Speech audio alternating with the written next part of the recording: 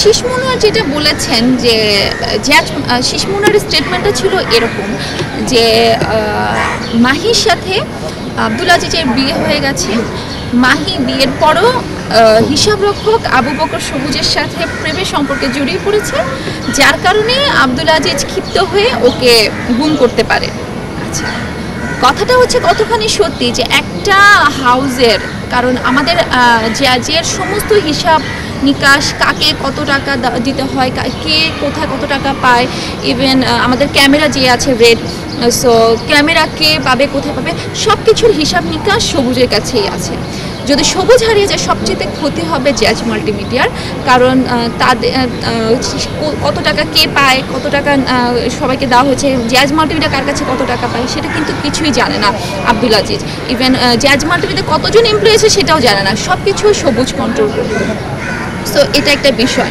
তাহলে এখানে ওকে আর আরেকটা জিনিস হচ্ছে যে সবুজের সাথে রিলেশন, মানে এটা সবচেয়ে হাস্যকর বিষয়। আমাকে মালিকের সাথে বিয়েও দিয়ে দিয়েছে, আবার ওটার একদম কর্মচারীর সাথে আমার আবার প্রেমও করে দিয়েছে।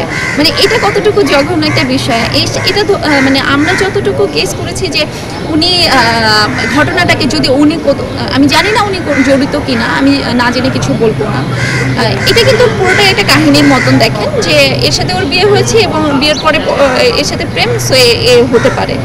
তো এটা একটা পুরোটাই কাহিনী করে টার্ন করে দিয়েছে, যেটা এখন সাংবাদিক ভাইয়ারা করেছে কি, সেটা হচ্ছে যে সবুজকে খুঁজে পাওয়াটা এখন মুখ্য বিষয় না, মুখ্য বিষয় হচ্ছে মাহির সাথে বিয়ে হয়েছে এবং মাহির সাথে বিয়ে হয়েছে, এটাই আসলে মুখ্য বিষয় হয়ে গেছে এখন, মানে নিউজ হয়ে গেছে। কিন্তু সবুজ আসলে হারিয়ে গেল কি, সবুজ মারা গেল কি, সবুজ কোথায়, সেটা এখন আসলে কোনো নিউজ না।